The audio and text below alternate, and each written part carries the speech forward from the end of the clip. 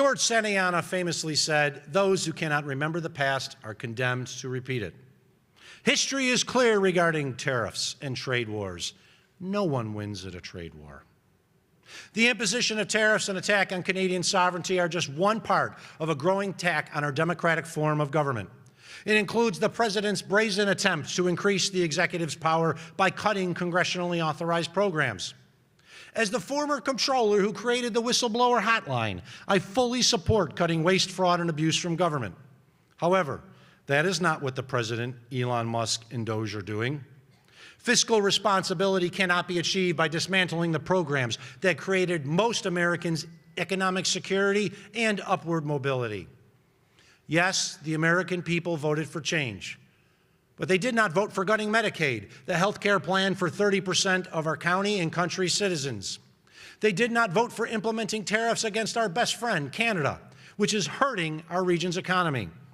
They did not vote for agents of the government accosting and picking up legal residents against their will and shipping them overseas.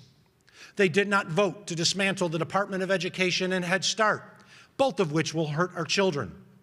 They did not vote for attacks on science and cuts to cancer research centers like UB and Roswell Park, which will inevitably hurt us all. They did not vote for any of this just to pay for tax cuts for Elon Musk and billionaires.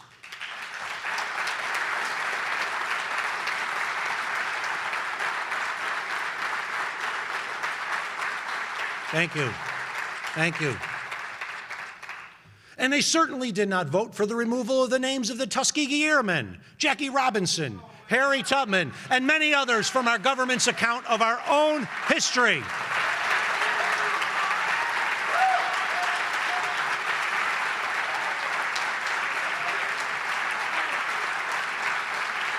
Thank you. Thank you. Nor did they vote for attacks on the Smithsonian Institution, all under the pretense of ending a divisive race-based ideology. Which begs the questions, if they did that to end divisive race-based ideology, what else are they going after? Is the incredibly important and powerful National Museum of African American History and Culture divisive? Is the museum's display of shackles worn by an enslaved person divisive? Is a reminder in the Smithsonian museums that many of our founders were also slave owners divisive? If all of these examples fall under the banner of divisive race-based ideology, what is acceptable? Just as important, who gets to determine what is divisive and acceptable? Thank you.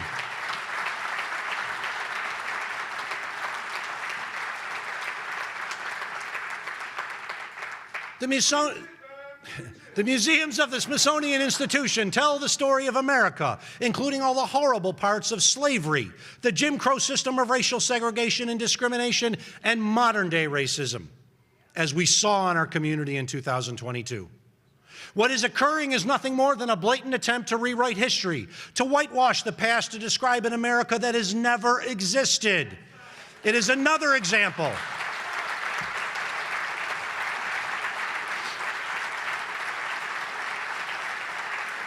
Thank you. It is just another example of actions taken in autocratic states, not in a democracy. In a constitutional republic, we can and should have differences of opinion and debate on the issues. Yet we should never try to destroy competing viewpoints just because we don't like them or accept them. As our late, great U.S. Senator Daniel Patrick Moynihan said, everyone is entitled to his own opinion, but not his own facts.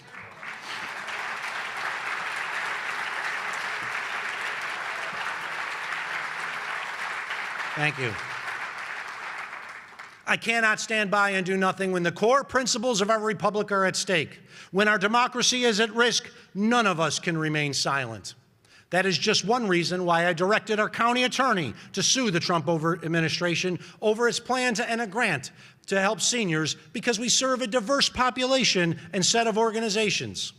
A lawsuit that resulted in the Trump administration backing down, which was a small win for our community's efforts.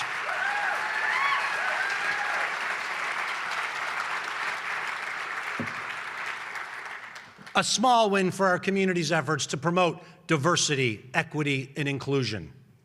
I will never refrain from calling out undemocratic and un-American actions, and I will file additional suits if necessary to protect our way of life.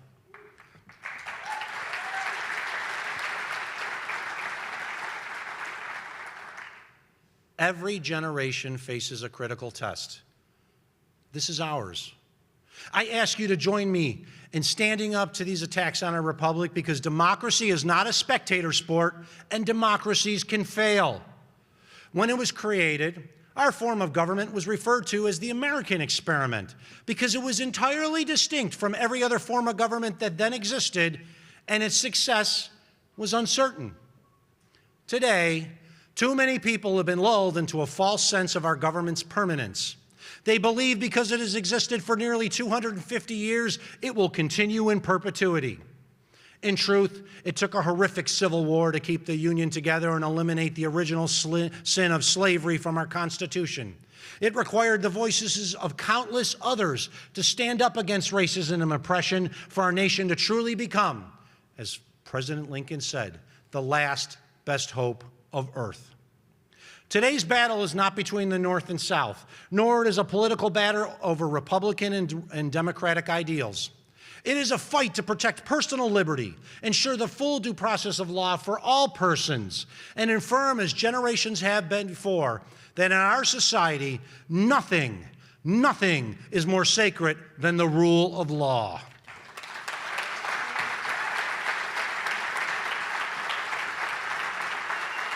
Thank you.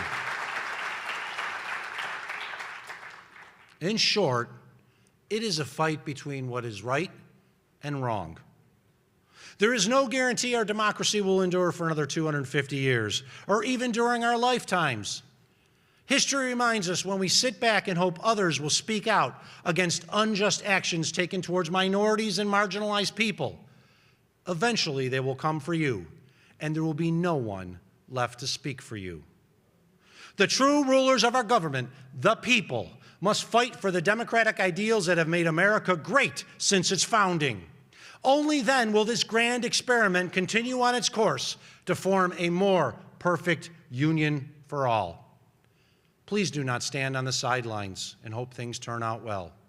Your fellow citizens and your country need you. Thank you all, and may God grant us the wisdom and the strength to do what is right. Thank you. Thank you. Thank you all.